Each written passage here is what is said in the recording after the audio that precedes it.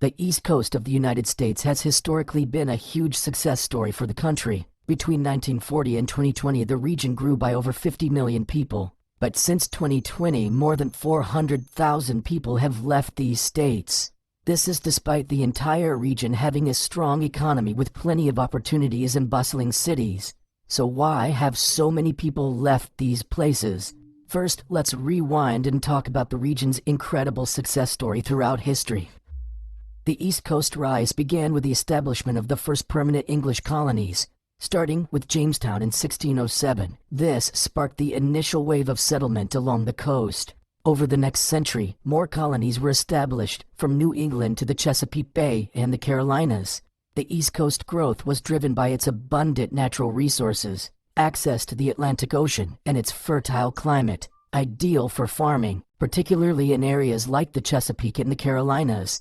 By the 18th century, the Atlantic Ocean played a pivotal role, providing direct access to trade routes that connected the colonies to Europe and the Caribbean. Deepwater harbors like those in New York, Boston, and Charleston quickly became vital trade hubs, driving economic expansion. By 1770, the East Coast population surged to over 2 million people, a sharp increase from the roughly 260,000 settlers in 1700. This rise was fueled by the combination of fertile farmland and trade, making the East Coast a prime location for new settlers.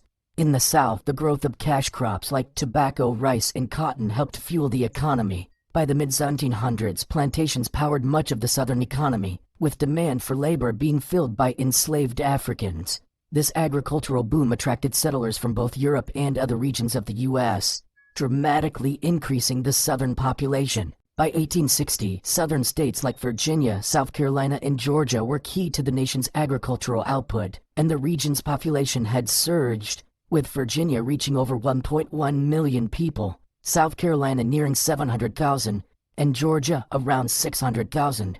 The early 19th century saw another major boom for the East Coast with the completion of the Erie Canal in 1825. Connecting the Great Lakes to the Atlantic Ocean, the canal allowed goods to flow easily from the interior to coastal ports. This infrastructure project sparked massive growth in cities like New York, which by 1900 had grown to over 3 million residents. The canal also solidified New York's role as the nation's primary port and trade hub, driving the region's population growth. By 1900, the East Coast was home to over 40% of the nation's population, as cities expanded and industries grew along the Atlantic shoreline. In short, the East Coast natural geography, its access to the Atlantic, fertile plains, and deepwater harbors, laid the foundation for its rapid growth. From the rise of early colonies to the agricultural and industrial booms, the region's geographic advantages fueled settlement, trade, and population growth, making it the epicenter of early American development. And the East Coast growth didn't stop with the 19th century. By the mid-1900s, the region was experiencing massive urbanization and industrialization, with cities continuing to expand rapidly. However, the mid-20th century also marked the beginning of significant shifts. As the economy evolved and industries changed, some East Coast cities began to experience slower growth and, in some cases, population decline. So, what's going on? One of the most pressing issues making life on the East Coast increasingly unsustainable is the soaring cost of housing. Over the past decade, cities like New York, Washington, D.C., and Boston have experienced unprecedented increases in housing prices, pushing home ownership and rental affordability beyond the reach of many average workers. According to Harvard Magazine, in 1995, a typical home in the Boston metropolitan area could be nabbed for around $165,000. Today, the same home would cost more than $714,000. In New York, rent has shot up 33% from pre-pandemic levels, compared to a 30% rise nationwide. This exponential rise has made it nearly impossible for middle-class families and young professionals to find affordable housing within the city. Similarly, in Washington, D.C., home prices have skyrocketed, with the average property now reaching around $700,000. Creating a significant barrier for those trying to settle down in the nation's capital. In Northern Virginia, roughly 15 miles southwest of Washington, D.C., the median sold price saw an increase of 10.9% from $700,000 in 2023 to $776,000 in 2024. Middle-class families, public service workers, educators, and even tech professionals find themselves priced out of these urban centers. Many are forced to leave their longtime homes in search of more affordable alternatives elsewhere. States like Florida, North Carolina, and Georgia are increasingly becoming destinations for those seeking a better quality of life at a manageable cost, further contributing to the demographic shifts and economic challenges in these once thriving cities. In fact, in 2024, Florida, Texas, and North Carolina were the country's top 3 states for net migration. But there's more that people are running from than just skyrocketing housing costs. Beyond housing, the overall cost of living on the East Coast has been increasingly burdensome for residents. Everyday goods and services, ranging from groceries to transportation, are significantly more expensive than in many other parts of the country. Gas prices in the Northeast, for example, are routinely above the national average, adding a substantial expense to daily commutes and travel. In 2022, the World Economic Forum listed the 10 states where gas is the most expensive in America. Out of that 10, 3 were in the East Coast, District of Columbia, New York, and Washington. In their list of the 10 states with the least expensive gas, only one East Coast state made the cut: Maryland. Additionally, the cost of groceries has surged by approximately 20% over the past 5 years, making it more difficult for families to stretch their budgets. According to BECU in 2022, food prices increased almost 10%, faster than in any year since 1979. Now, prices are still increasing, just not as quickly. Food costs in the New York City metropolitan area rose by 56.2% between 2012 to 2013 and 2022 to 2023, more than the 46.4% increase nationally, and inflation has only made these financial pressures worse. As prices for essentials continue to climb, many middle-income families find themselves struggling to keep pace with rising costs. This economic strain is widening the gap between the wealthy and those with modest incomes, leading to greater disparities and a sense of economic insecurity for many residents. The combination of high housing costs and rising everyday expenses is pushing more people to reconsider whether living in these historically lively cities is sustainable in the long term. And sadly, the struggles don't end there. Many cities on the East Coast are experiencing a troubling rise in homelessness.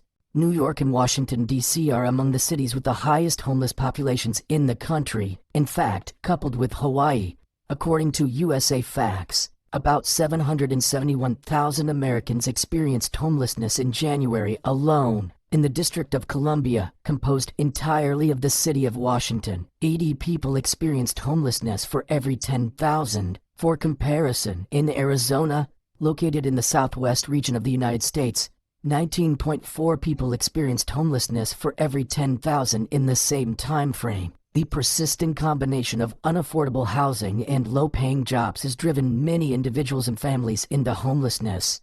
In New York City alone, over 60,000 people are currently living in shelters, highlighting the severity of the crisis and the growing inability of the city to provide adequate support for its most vulnerable residents. And the city's migrant issue isn't helping. According to the New York Post, migrants staying in emergency shelters throughout the 5 boroughs accounted for almost 88% of the increase in sheltered homelessness in New York in 2024. At the same time, economic inequality continues to widen despite the region's immense wealth. The East Coast has long been a hub of finance, technology, and cultural capital, but the disparity between the rich and the poor remains high. While a small percentage enjoy lavish lifestyles, the majority of the population struggles to meet basic needs like housing, healthcare, and education. This stark contrast fosters social tension and underscores the growing divide that threatens the social fabric of these once thriving urban centers. So, you're probably thinking surely the East Coast doesn't have to battle anything else, right? Wrong, it does. And it's a battle that isn't always easy to control. In fact, sometimes it's impossible.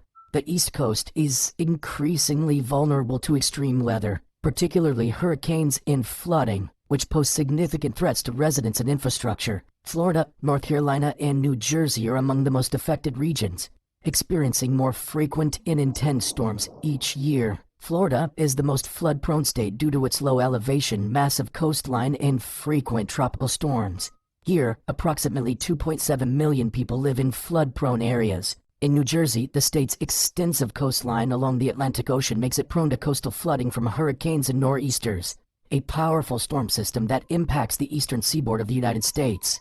Inland areas can also experience flooding from heavy rainfall and river overflow, and in North Carolina, an estimated 1 million residents are at risk of flooding due to the state's position along the Atlantic coast. On top of that, the economic repercussions of weather-related disasters on the East Coast are intense, especially for cities situated along the coast. When hurricanes and flooding hit, the cost to repair and rebuild can reach into the billions of dollars. The administration says the U.S. went through 18 separate multi-billion-dollar climate crises, and it adds up to the number you see there, $165 billion in damages. Recent storms have caused extensive damage to infrastructure, homes, and businesses, requiring massive investment in recovery efforts. For example, Hurricane Sandy, also known as Superstorm Sandy, significantly impacted the East Coast, particularly states like New Jersey and New York in October 2012.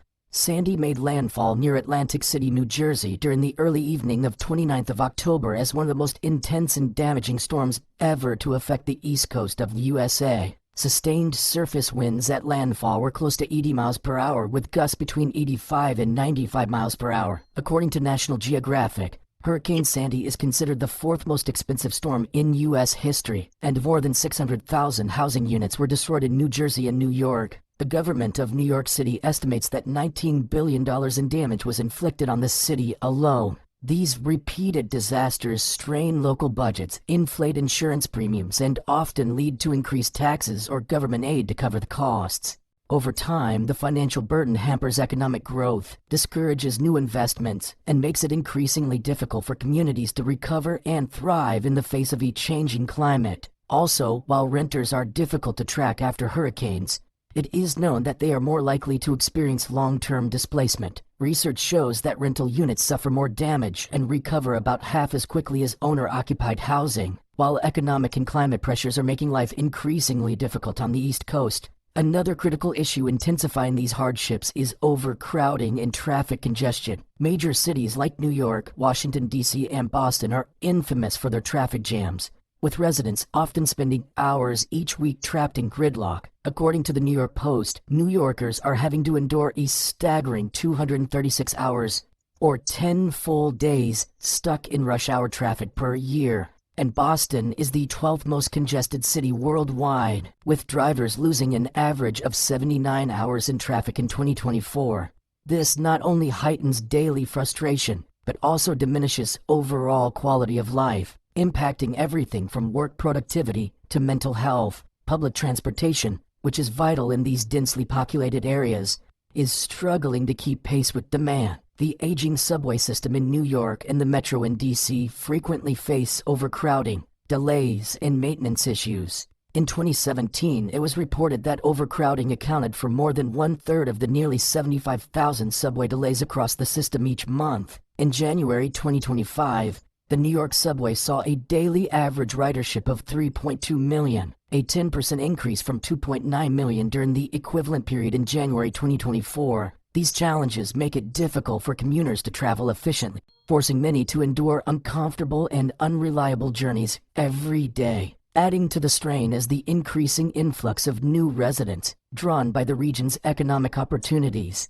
As more people move in, often from more affordable states, the already stretched infrastructure and public services are under even greater pressure. Schools, hospitals, and transit systems are operating at or beyond capacity, making it harder for cities to maintain their livability and meet the needs of their growing populations. With all of these problems in mind, there is an intense political divide taking place as many people feel unhappy with their way of life. Major cities like New York, Boston, and Washington, D.C. are often seen as liberal strongholds, advocating progressive policies and social reforms. In contrast, many surrounding states and suburbs lean more conservative, creating a stark ideological split across the region. This divergence fuels tensions, making regional cooperation on critical issues harder and harder. As the East Coast has become a battleground for political debates, rising polarization hampers efforts to find common ground and implement effective solutions to the region's pressing problems. This deepening divide has also contributed to a rise in social unrest. Protests, demonstrations, and even riots have become more common as communities express their frustrations over issues such as economic inequality, policing practices, and racial justice. So, what is the future looking like for the East Coast? As the challenges facing the region continue to mount, many residents are choosing to relocate to more affordable and livable areas. States like Texas, Georgia, and North Carolina are experiencing an influx of East Coast migrants seeking lower housing costs, less congestion, and a better quality of life. According to NAIOP, the southern U.S. has been a migration hotspot for over a decade, attracting hundreds of thousands of new residents each year. While Florida long held the top spot for net migration, 2023 saw Texas take the lead, welcoming nearly 138,000 new residents. Furthermore, according to Newsweek, the East Coast state of New Jersey saw its residents move out of the region at a higher rate than any other state in 2023, led by retirees in search of more affordable and temperate climates to spend their end-of-work days.